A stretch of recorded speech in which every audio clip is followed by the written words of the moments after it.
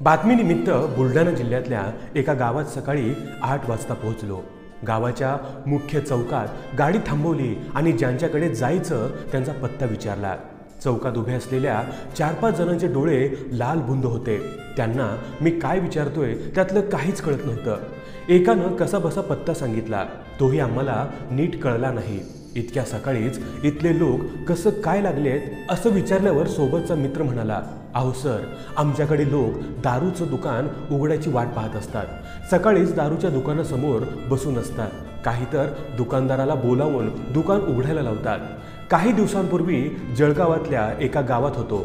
रस्त्यावर पेंगुळणारे काही जण दिसले।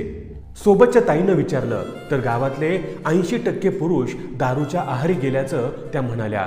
घरच्या महिला मोलमजुरी करतात, त्यातले पैसे या पुरुषांना दारूसाठी द्यावे लागतात, नाहीतर हे बायकांना मारहाण करतात, घाणघाण बोलतात असंही त्यांनी सांगितलं। महाराष्ट्राच्या कोणत्याही गावात तुम्हाला कमी अधिक फरकानं हेच चित्र दिसेल। मी जिथं जाईल तिथं याबद्दल विचारतो। लोक एकच सांगतात, दारूच्या व्यसनाधीनतेचं प्रमाण खूप वाढलंय।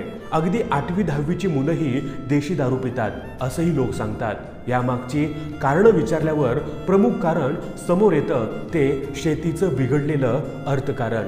त्यामुळे खालावत जाणारी सामाजिक प्रतिष्ठा, लग्नासाठी मुली न मिळणं आणि त्यातून येणारं नैराश्य।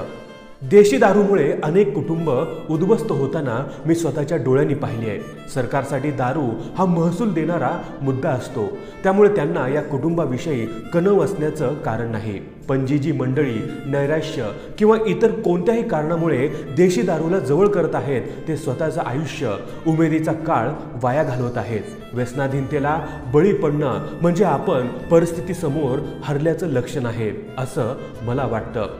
काही हो, पडेल ते काम करू, पण दारू पिऊन आपलं आणि कुटुंबाचं नुकसान करून घेणार नाही ही खूणगाठ मनाशी पक्की बांधायला हवी।